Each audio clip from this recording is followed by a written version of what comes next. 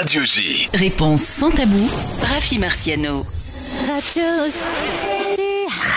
J.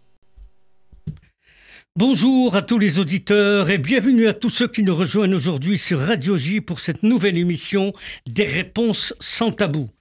Nous assistons depuis quelques années dans nos communautés, dans le cadre des avancées, des progrès, des changements, des développements, des réalisations et des tournants significatifs de la vie juive dans tous les domaines. Ce constat est illustré aujourd'hui par la communauté juive de Créteil pour tout le Val-de-Marne. Albert Elharrar, bonjour. Bonjour, Shavuot Tov. Alors, pour les auditeurs, il n'est pas utile de vous présenter. Vous êtes le président de la communauté juive, vous êtes le vice-président de la CIP et le maire adjoint de la ville de Créteil. Vous allez vivre, Albert Elharrar, une nouvelle étape de votre communauté que vous avez conçue et initiée avec vos équipes et le soutien de la ville, la mise en place structurelle d'un centre culturel et universitaire juif du Val-de-Marne. Comment s'est réalisé ce rêve, Albert Elharrar? Écoutez, Rafi, d'abord, merci de me recevoir. Je souhaiterais, d'abord, je suis administrateur au consistoire de Paris et non vice-président. Je souhaite, si vous me le permettez, dire un petit mot sur la personnalité, le grand homme qui nous a quittés la semaine dernière, c'est Monsieur Jean-Paul Amoyel, Zichron Livracha, et Créteil, la ville de Créteil, la communauté juive de Créteil, doit beaucoup à cet homme. Si cette ville s'est développée, si elle a attiré autant de juifs, c'est parce qu'il y avait une structure scolaire qui accueillait les enfants de la communauté. Et vraiment, c'est un grand homme qui nous a quittés. Un bâtisseur, je dirais, parmi les bâtisseurs du judaïsme français. Cette mission qu'il a eue de l'éducation, il a assumé. Et je crois qu'à son crédit, j'ai pas vu un bâtisseur communautaire être face à un projet de la construction de plus de 21 bâtiments en Paris intramuros et Île-de-France. Et voilà, je voudrais profiter de lui rendre hommage aujourd'hui. Et la communauté de Créteil, on lui a rendu hommage durant les Shiva, jeudi dernier, à la grande synagogue de Créteil, en présence de toute la communauté. Et en tant que maire adjoint, je voudrais lui rendre hommage au nom de la municipalité de la ville de Créteil. Voilà un message émouvant de la communauté de Créteil, un hommage à Jean-Paul Amoyel qui nous a quittés la semaine dernière. Merci en tout cas de ce rappel. Alors, comment vous avez rêvé de ce développement? C'est pas une création parce que c'est un développement de la communauté de Créteil. Comment ce rêve s'est réalisé avec votre équipe? Alors écoutez, pour moi, c'est un responsable communautaire, il doit toujours réfléchir comment développer et amener du renouveau au sein de sa communauté. Et je ne vous cache pas, Rafi, c'est qu'en travaillant avec vous durant les préparatifs de la semaine marocaine, j'ai trouvé un homme toujours aussi dynamique, toujours aussi vivant, avec des idées extraordinaires. Nous avons travaillé d'une certaine manière ensemble, mais très fusionnel, où nous avons réussi cette belle semaine judéo-marocaine. Qui a marqué les esprits. Et vous avez été une des chevilles ouvrières, d'accord? Et donc, à l'issue de cette belle manifestation, ma réflexion s'est portée sur la présence, durant une semaine, d'un public que je ne voyais pas à la synagogue. J'ai dit, il y a un problème. Ces gens-là ne fréquentent pas la synagogue, ils sont là autour d'une animation et d'un événement culturel. J'ai dit, il faudrait que la communauté pense à ses coreligionnaires. C'est vrai qu'on a tous les outils, on a 3 Baté Midrashot, on a 20 synagogues à Créteil, et je rends hommage à tous ces rabbinim qui dispensent de cours tous les jours. Vraiment, nos synagogues sont bien fréquentées. C'est-à-dire que vous répondez à une préoccupation et à une analyse, c'est que les personnes qui viennent à la synagogue, mais il y en a qui restent en dehors de la synagogue. Et ils ne rentrent dans la communauté par rien. C'est-à-dire, mais la culturelle, ils rentrent dans la communauté. Voilà. Ils fédèrent. Alors, je le rappellerai ici, dans ce studio, que la première sortie dans un espace communautaire de Bernard-Henri Lévy, ça a été Créteil, où nous avons réuni plus de 650 personnes. Et il y a eu plusieurs manifestations culturelles qui se sont succédées. Et puis après, depuis le Covid, chacun avec ses préoccupations, tout s'est dilué. Et puis, après le Covid, on a inauguré un bâtiment que nous avons acquis face à l'hôpital Mondor, où, si vous voulez, l'appellation de ce bâtiment, c'était le Centre d'études et de recherche juive du Val-de-Marne, d'accord? On a eu l'aide de la municipalité qui nous a accompagnés pour l'acquisition de ce bâtiment, qui aujourd'hui abrite une association MACOM qui accueille les étudiants des universités Paris 12 de Créteil. Donc, et là, j'ai dit, et avec vous, Rafi, à mes côtés, non, je suis fier vraiment d'avoir accepté de nous accompagner dans cette nouvelle page, dans ce nouvel élan de la communauté juive de Créteil. Pourquoi ne pas développer un cycle de conférences et bien sûr un grand cycle à l'image de ce que vous avez su réaliser à Paris depuis que je vous ai connu en arrivant du Maroc pour mes études au bac, au centre Rachi, et puis je vous ai vu évoluer et je dis aujourd'hui, c'est un héritage exceptionnel. Il ne faut pas qu'on loupe le coche.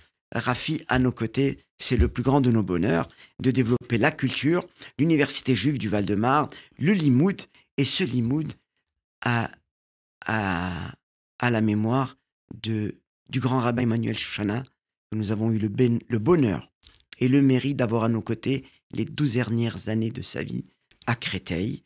Et donc, voilà, ça s'appellera le Centre Beth Emmanuel Chouchana, et bien sûr des Ulpanim, des cours d'hébreu, et bien sûr, on laisse le public de venir découvrir, et après le 30 janvier, où on aura une soirée inaugurale, mais j'en parlerai plus tard. Alors, vous avez publié un fascicule où vous avez fait un éditorial, où vous avez annoncé jusqu'à fin juin les grandes lignes culturelles, les grandes lignes, mais vous allez aborder, vous savez, la bonne idée, ce n'est pas celui qui l'a, c'est celui qui la réalise.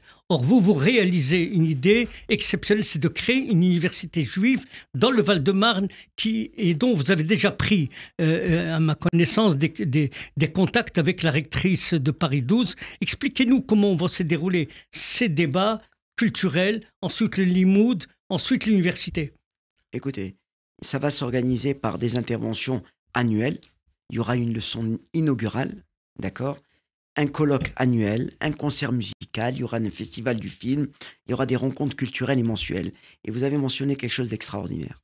Si nous avons l'agrégation de Paris 12, il existe à Créteil une université interâge qui propose pour la communauté des programmes extraordinaires pour la communauté juive. Pour les seniors. Pour les seniors.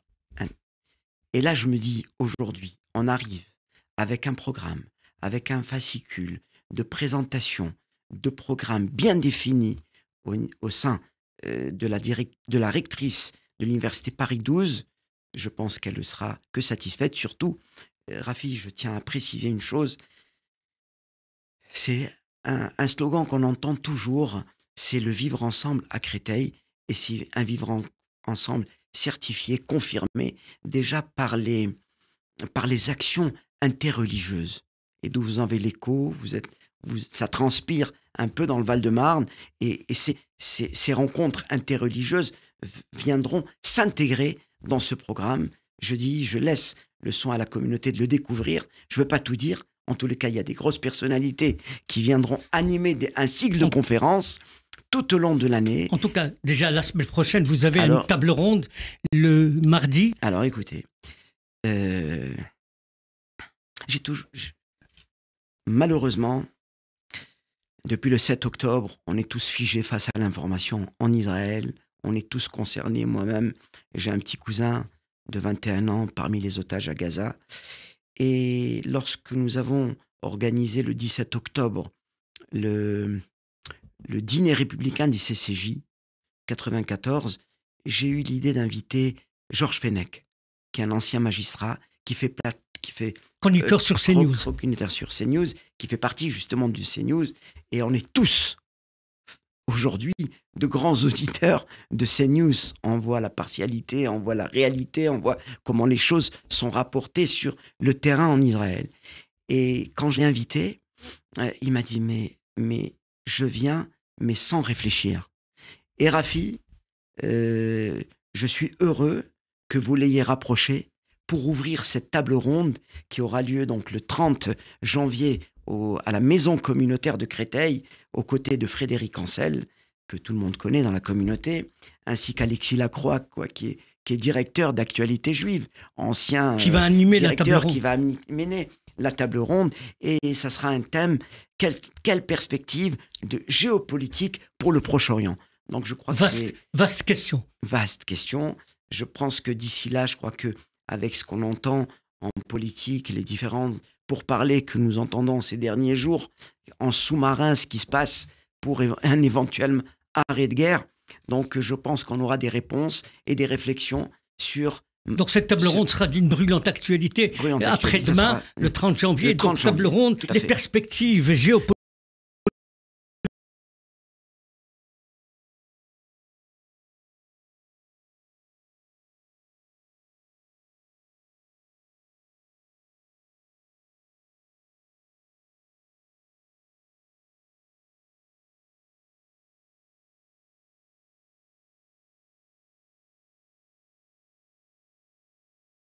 À la marocaine, mais nous n'avons jamais fait payer toutes nos activités culturelles. Il y aura peut-être une participation, mais infime, mais ça sera insignifiant. Voilà. D'accord. Et donc, une prochaine activité dans 2 semaines après, ça, c'est ce que vous allez dire, c'est-à-dire que vous marquez l'année par une leçon inaugurale et une leçon de clôture. Alors, la leçon inaugurale, c'est un thème brillant d'actualité aussi qui sera présidé par Laurent Catala. On va veiller à ce que toute cette année, cette première année, soit portée sur l'actualité du jour. Aujourd'hui, on doit être porteur du message de notre judaïsme d'ouverture, de paix et de fraternité. C'est notre message et je pense que cette année doit être consacrée à ces messages. Alors cette année, cette leçon inaugurale, c'est le 13 février, qui sera sous la présidence du maire de Créteil, que je salue, parce que si la communauté s'est développée, c'est grâce aussi à l'aide de la municipalité et de son maire, et ça sera avec le grand rabbin de France, M. Haïm Korsia. Ça sera le judaïsme et la République, la perception juive de la démocratie moderne. Et ça sera bien sûr avec le modérateur Franklin Roski, que tout le monde connaît, un universitaire que la communauté, bien sûr, connaît. Là, vous allez voir la parole, c'est la place et le rôle du judaïsme français dans la République, déjà depuis 230 ans. Mais là, Haïm Korsia, grand rabbin de France, c'est aussi le membre de l'Institut, donc c'est l'homme de la cité. Écoutez, et Rafi, encore, je tiens à vous remercier de l'avoir sollicité pour cette soirée inaugurale, parce que Haïm Korsia a une attache particulière à Créteil. Et je vais vous dire quelque chose. J'étais un jour, un samedi matin, aux côtés de Rav Shoshana, paix à son âme. Il me dit, comme ça, de but en blanc, il me dit, Albert, tu sais qui sera le grand rabbin de France un jour? Ça sera Haïm Korsia. Il ne s'est pas trompé, c'était un visionnaire. Et j'ai dit aujourd'hui, et comme Haïm est très attaché à Créteil, nous partageons des moments fréquemment ensemble, il vient souvent déjeuner avec moi à Créteil, c'est sa ville spirituelle et attachée, donc là où son maître a vécu.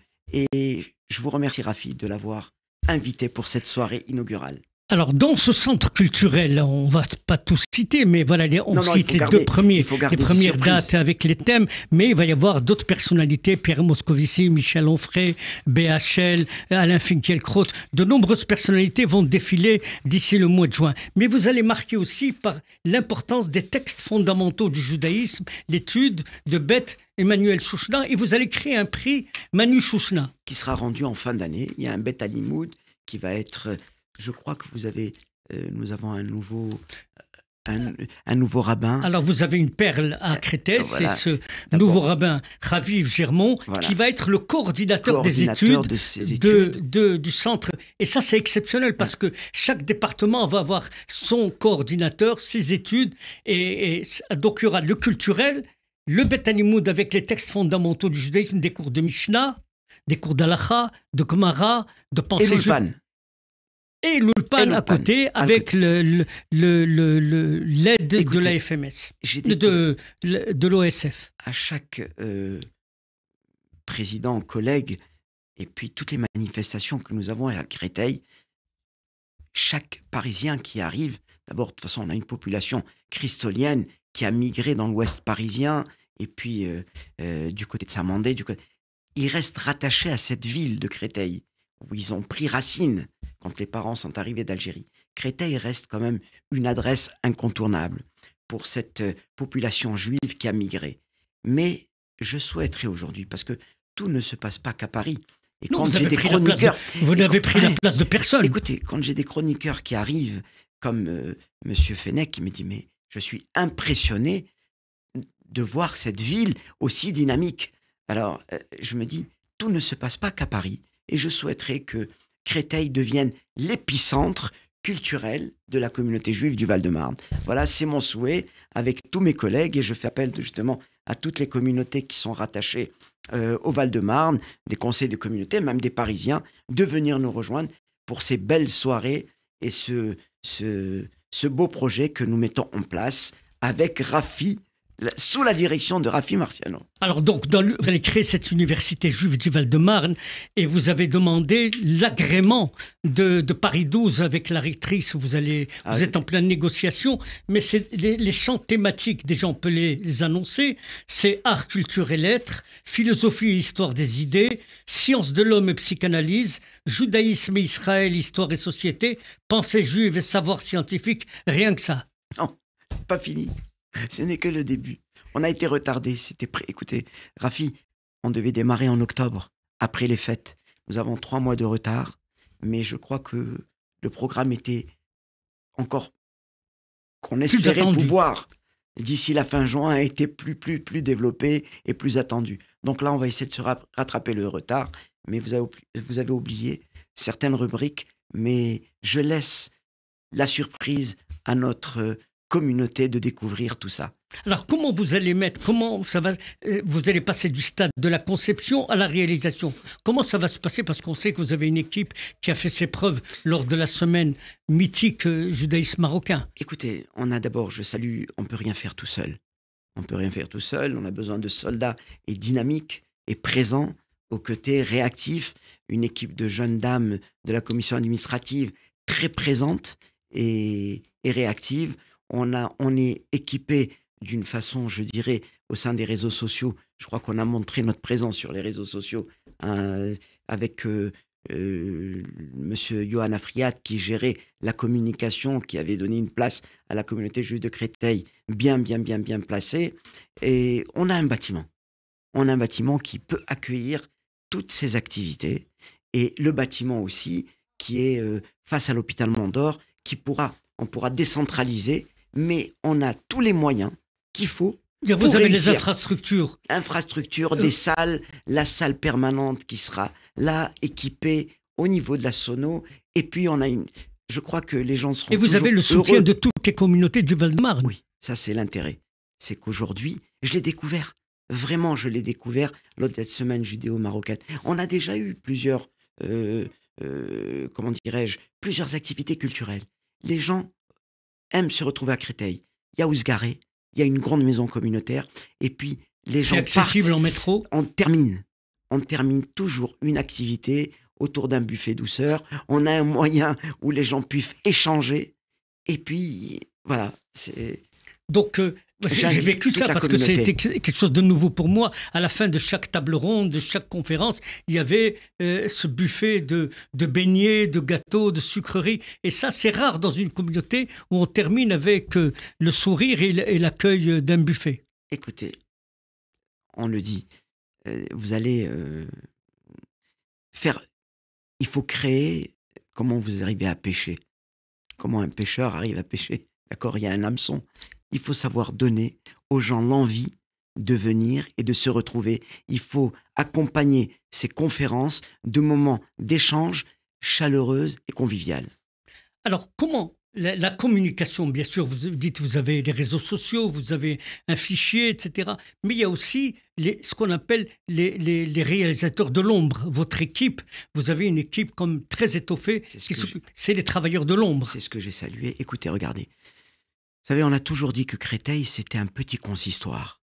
On a quand même des permanents, on a 2 secrétaires, j'ai des collègues, Monsieur Obadia, qui est un retraité et qui fait partie de la commission administrative, très efficace, qui est présent tous les jours. Je peux énumérer le nombre de personnes qui sont présentes. Vous avez une personne qui ne s'occupe que du technique. Écoutez, les tâches sont bien réparties. La réussite, c'est qu'il faut savoir, vous avez une équipe, il faut savoir déléguer et responsabiliser chacun.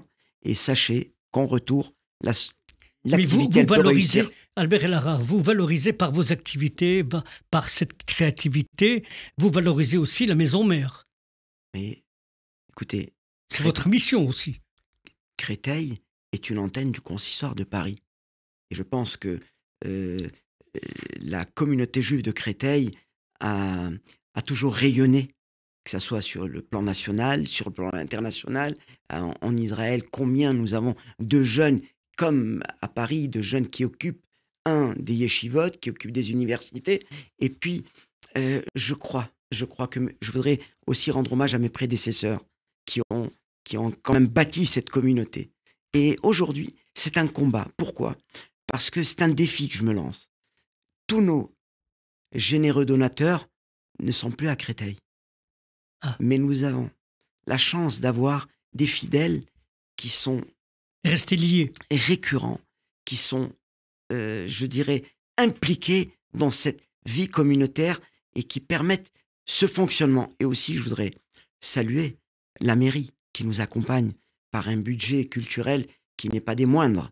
Donc tout ça nous encourage. On ne peut pas rester dilué, rester sur le modèle traditionnel, le juif qui va à la synagogue, le juif qui va C'est-à-dire manger à côté du spirituel, vous développez tous les aspects de la vie juive. Il faut qu'il y ait une orientation culturelle et un itinéraire de développement de notre communauté. On ne peut pas rester figé sur le modèle synagogue, maison, travail, école juive. Non, pas du tout.